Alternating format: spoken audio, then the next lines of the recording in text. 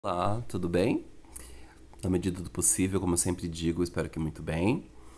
E hoje eu gostaria de trazer para vocês mais uma reflexão. E a reflexão de hoje está lá em dois livros da Bíblia, na verdade. Mas antes eu gostaria de falar aqui para vocês sobre o que é o humanismo. Essa semana foi uma semana muito polêmica, né? Nós vimos aí a disputa entre dois políticos, né? Nós vimos uma agressão entre dois políticos e a gente sabe que no final das contas, cada político busca o seu próprio interesse, né? Nós não sabemos realmente se esses políticos têm a real intenção de melhorar a situação do nosso país, mas a gente sabe que cada um tem o seu próprio interesse. Todo político tem o seu próprio interesse. E o que é o humanismo? Assim, realmente o conceito de humanismo. Porque quando a gente para pensar e a gente fala, nossa, essa pessoa é mais humana, essa pessoa deveria ser mais humana, né? Então, a gente tem uma conotação de que existem uma série de conceitos para o que é humanismo. Mas o humanismo, na raiz mesmo, literal, o conceito literal de humanismo é outro.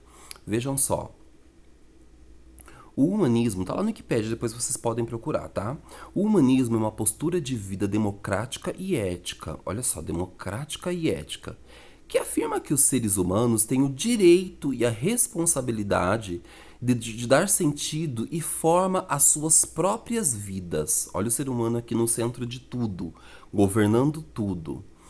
É uma perspectiva comum a uma grande variedade de posturas morais, não é qualquer tipo de variedade, né? Quer dizer, não é qualquer tipo de perspectiva.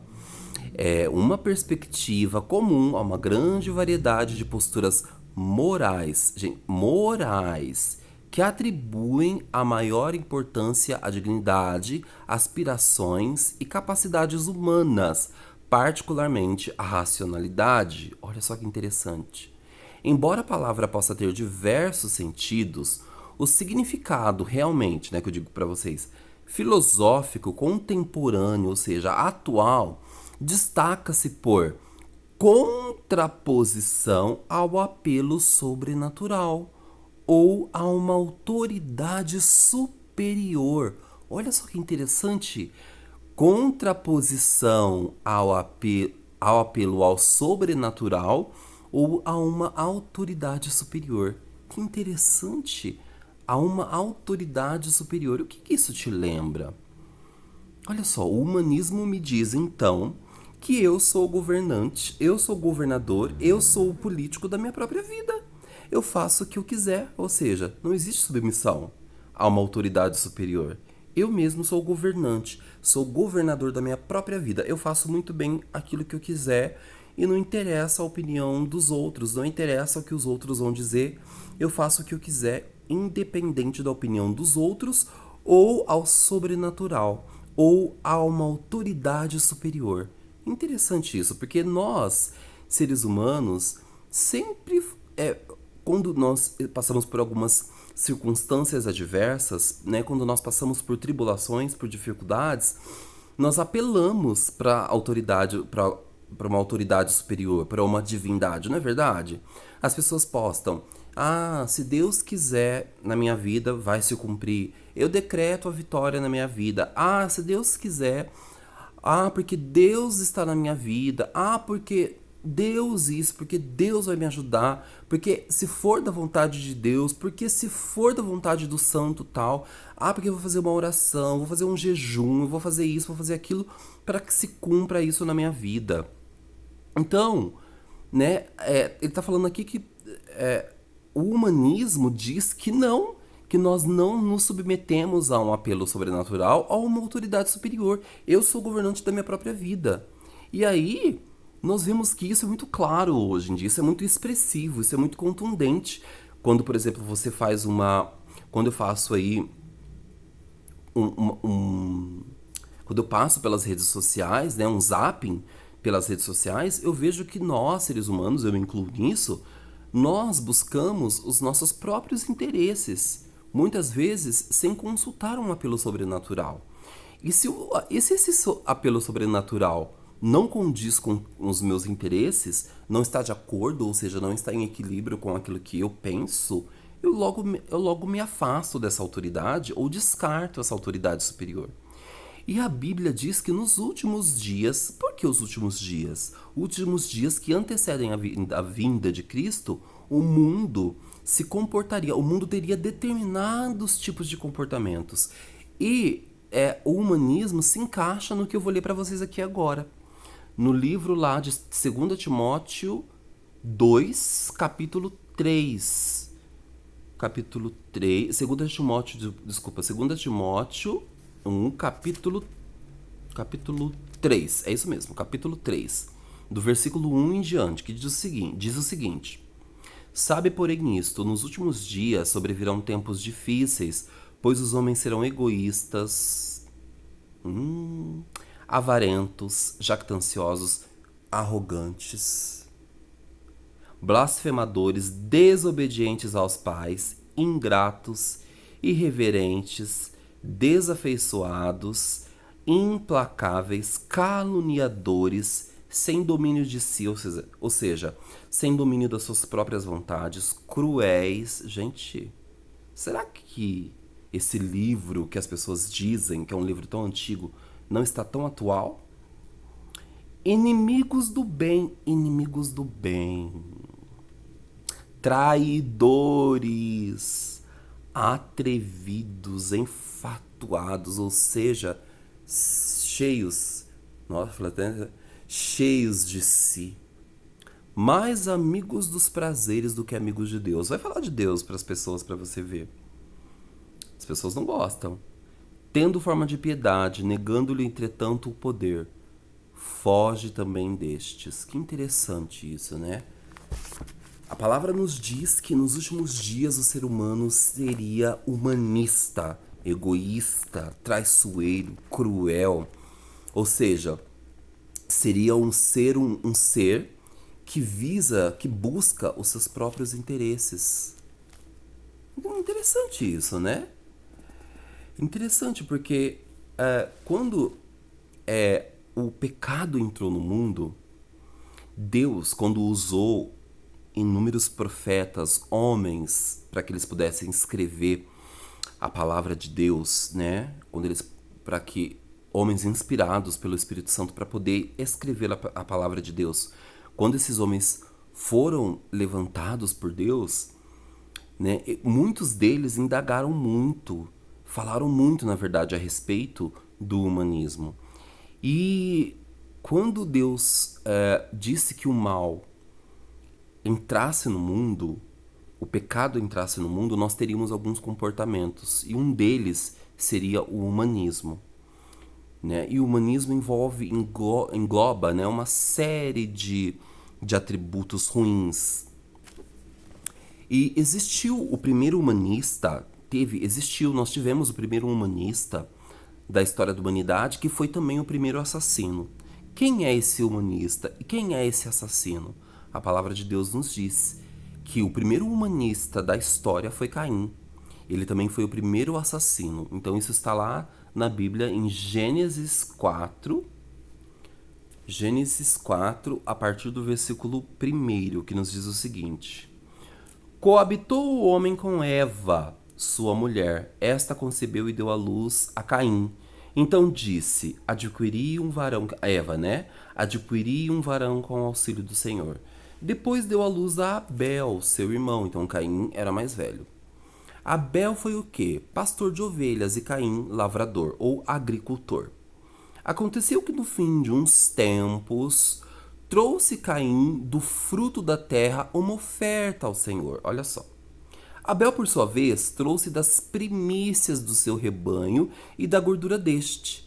Agradou-se o Senhor de Abel e de sua oferta. Olha só, Deus se encantou, Deus se agradou da oferta de Abel, o mais novo, ao passo que de Caim e de sua oferta não se agradou. Ora, por que será? Não se agradou. Irou-se, pois, sobremaneira Caim, e descaiu-lhe o semblante. Olha só, irou-se sobremaneira. Não foi qualquer tipo de ira. Foi sobremaneira. que descaiu-lhe o semblante. Ou seja, ele não disfarçou o ódio que ele estava sentindo no momento. Ele descaiu-lhe o semblante. Olha, irou-se sobremaneira, que descaiu-lhe o semblante. Então disse-lhe o Senhor, olha o que Deus disse: por que andas irado? E por que descaiu o teu semblante, Caim? Caim não respondeu. Olha só o humanismo. Eu não vou te responder. Eu não tô nem aí para o que você pensa. Eu não devo dar satisfações da minha vida para você. Olha o que te lembra isso. Eu não devo dar satisfações da minha vida para você. Imagina. O que te lembra isso? Aí Deus, lógico, deu uma resposta, uma réplica ao comportamento de Caim. Se procederes bem, não é certo que serás aceito? Se todavia procederes mal, eis que o erro, o pecado, jaz à porta. O seu desejo, ou seja, do pecado, o seu desejo será contra ti, mas a ti cumpre dominá-lo, Caim. Ou seja, qual era o desejo de Caim naquele momento? Deus falou para ele: Caim, não é certo que se procederes bem serás aceito? Todavia, se procederes mal, eis que o pecado jaz à porta. Algum tipo de desejo virá no seu coração, mas cumpre a você dominar esse desejo. Você vai ter que dominar esse desejo. O que Caim fez? Ou o que Caim respondeu? Eu não quero saber.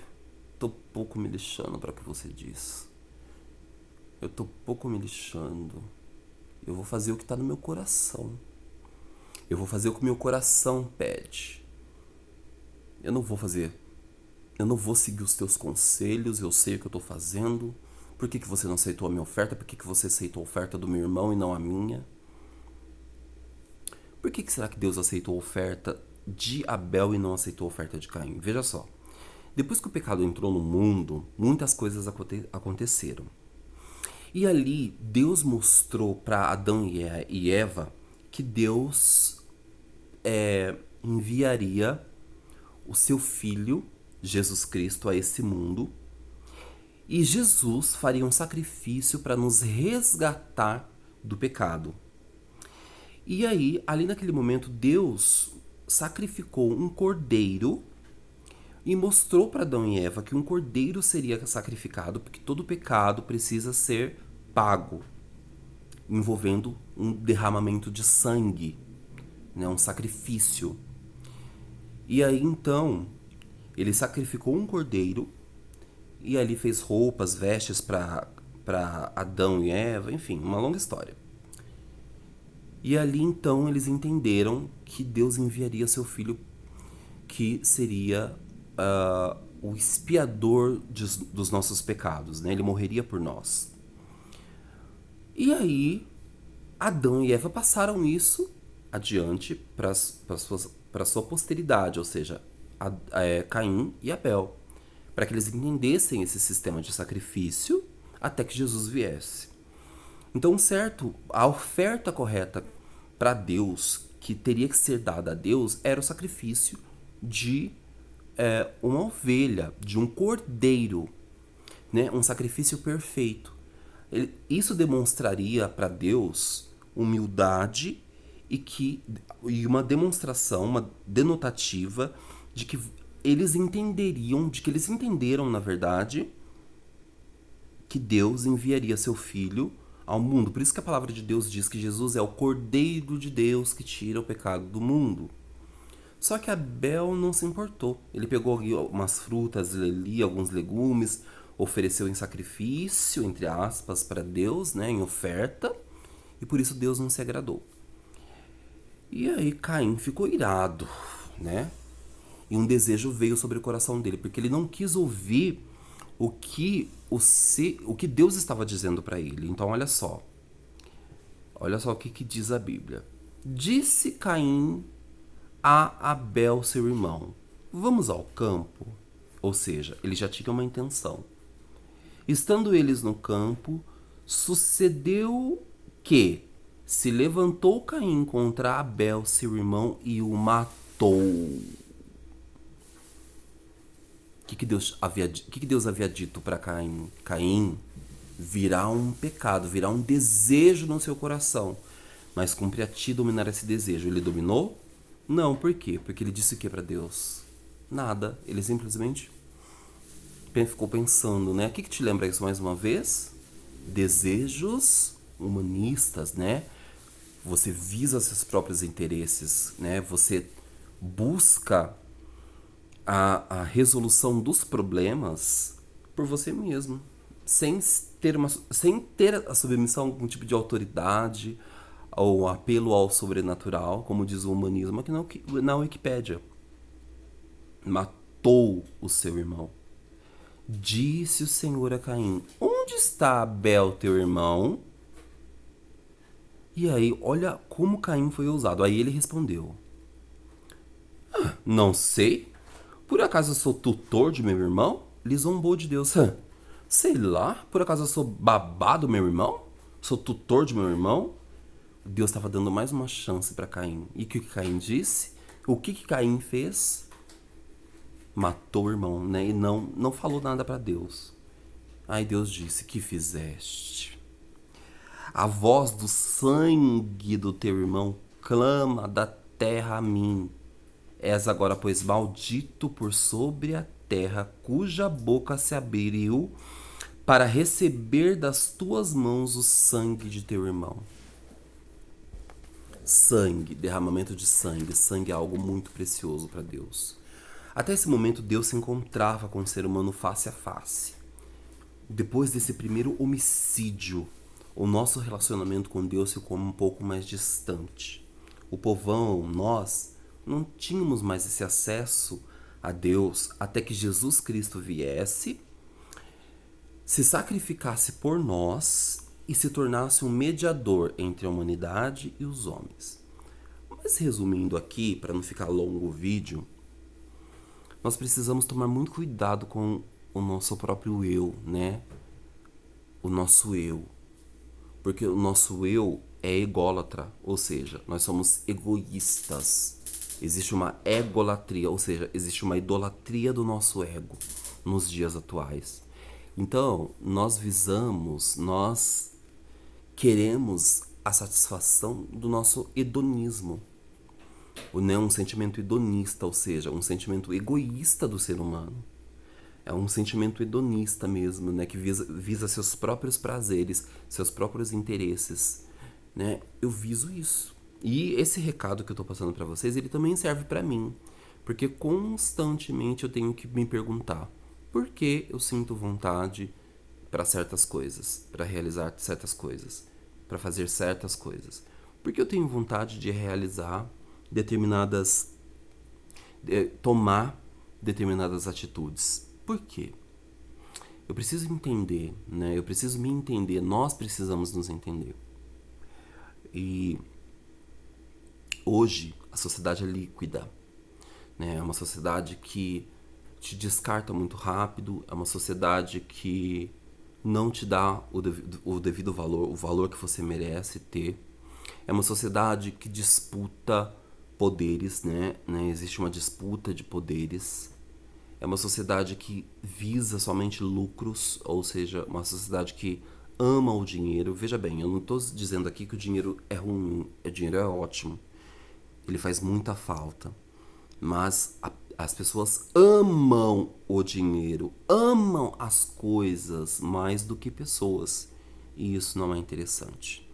Por isso que nós temos um caos. Existe um filósofo, me esqueci o nome dele agora aqui, que ele diz o seguinte, que o que acontece no exterior, o que nós estamos vendo, o que acontece no nosso exterior é um reflexo do que está no nosso interior. Então, ou seja, violência, a destruição da natureza, tudo isso que nós estamos vivenciando nos dias atuais é um reflexo do que está no nosso coração. A maldade do ser humano, o sadismo, o desejo em ver a derrota, a ruína, o mal do outro. E isso é muito ruim. Porque o sol brilha para todos. Todos têm o seu momento, todos podem brilhar. O sol brilha para todos. E essa é a mensagem de hoje. Não seja humanista, não seja hedonista. Não vise os seus próprios interesses, né? Porque, como disse Deus, se você fizer isso, eis que o seu desejo maligno jaz à porta, e esse desejo será contra ti. Só que nós não sabemos que tipo de desejo é esse. Por isso que nós precisamos vigiar os nossos interesses, vigiar os nossos desejos, para que nós não caiamos em determinadas armadilhas, tá bom? Essa é a mensagem de hoje. Espero que vocês tenham gostado e até a próxima.